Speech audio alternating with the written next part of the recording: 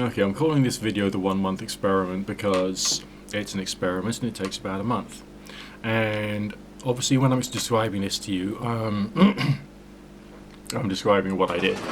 Alright, so that you can think about trying the same thing. Now, as this is a 1 month experiment, and I'm putting out this video on the festival of Mabon, okay, you can try and time it for a particular significant time of the year when you would like to try and have something strange happen if you want. Okay, let me just tell you what I did, and of course I'm putting my head above the parapet here and I'm going to sound weird. So here we go. For a period of 1 month, every single night what you do is a little meditation, circle casting, something done in the circle, and then closing the circle afterwards. For the first week, okay, the only thing that you do is to practice getting into the state of mind initially. Alright, so you practice that firstly through doing ascension meditation to give you a bit of gamma, so that when the moment your eyeballs rotate upward into your head, okay, that moment, then that's done something to you. So I tend to start with that, alright, and then I go on to either body scan or the chakra meditation. If I do the chakra meditation first followed by the body scan, then I won't feel as open, but I will feel more calm. If I do the body scan meditation first followed by the chakras, then I will feel more open afterwards. Okay, so it's just a subtle change of like perception, the way that you perceive or feel the thing. For the first week, you just do that, then a circle casting, including sealing the circle with a circle of light, okay? And then in the first week, you just sit in the middle of the circle and you do self-developmental meditation, relax, chill out, whatever. Doesn't matter whether you feel anything, it doesn't matter, okay? For the first week, you do that. During that first week, when you're doing the meditation, you're practicing the circle casting, maybe by the end of the week, you're feeling a little bit better about it. Maybe all of a sudden you feel you're a bit more confident in doing that one particular exercise. So you feel good about that. So at the end of the week, when all you've been doing is those 3 stages of preparatory meditation and circle casting and sitting in a circle and meditating and then closing the circle down. Alright, that's all you've done for the first week. At the end of the first week, then you start to work out what particular divine concept you want to bring in and to invoke it in the circle. You don't approach it from the point of view of, yes, he has to appear right there and I have to see him, okay? Because if you do that, again, you're daft. Alright, but you think about it, you know, it's just for fun, it's just play fun. But the concept itself has to be higher, it has to be transcendental, it has to be awe-inspiring somehow. Whatever it is. One of the ancient pagan deities, an angel you particularly like, whatever. A saint, the spirit of a crystal that you particularly find unbelievably awe-inspiring. I don't know, or care. That's up to you. Alright?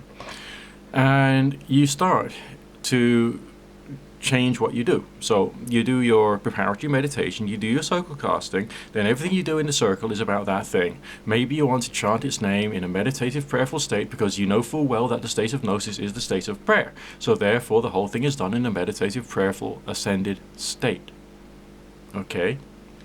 During the time when you're doing it for another week, right? When you're in that circle, alright, you've done your preparatory, you've done your circle casting, you're in the circle, you know, you carry on doing that and you make that space dedicated to the thing. Alright, the time that you spend is dedicated to the thing.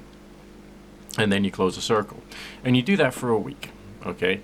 And then for the following week, you make it more intense. Maybe during the first week of actually talking to the thing, you've kept it like chatting to it like it's a friend. Okay? But like during this next week, you become a bit more about the thing actually being there. And after a while you start to feel little subtle changes.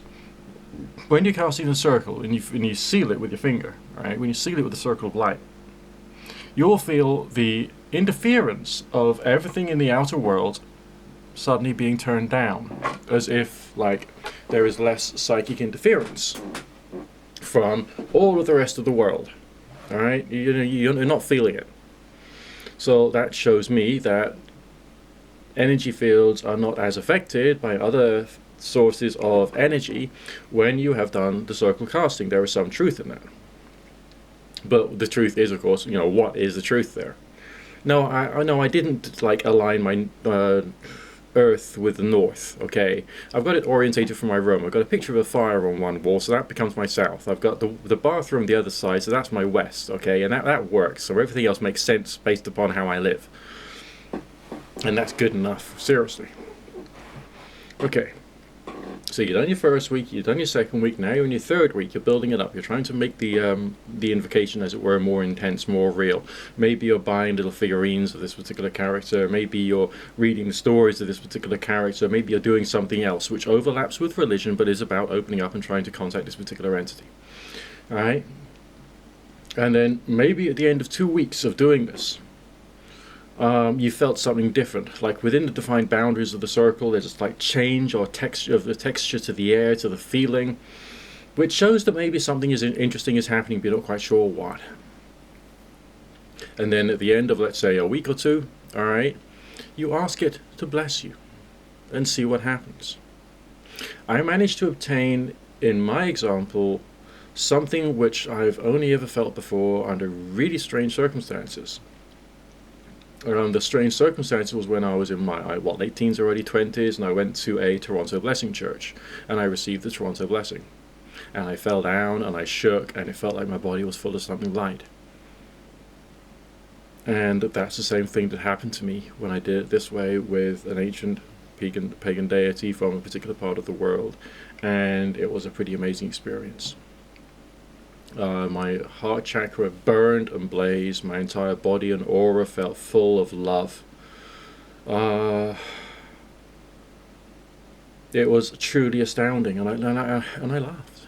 All right, I've had lots of tragedies during the past few months, but I was laughing. Okay, it was just, what the heck, and it was beautiful. It was absolutely beautiful.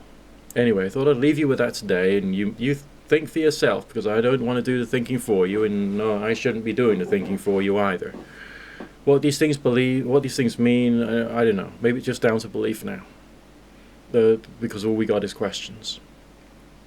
But one thing experience teaches me is there is something out there. There is genuinely something out there.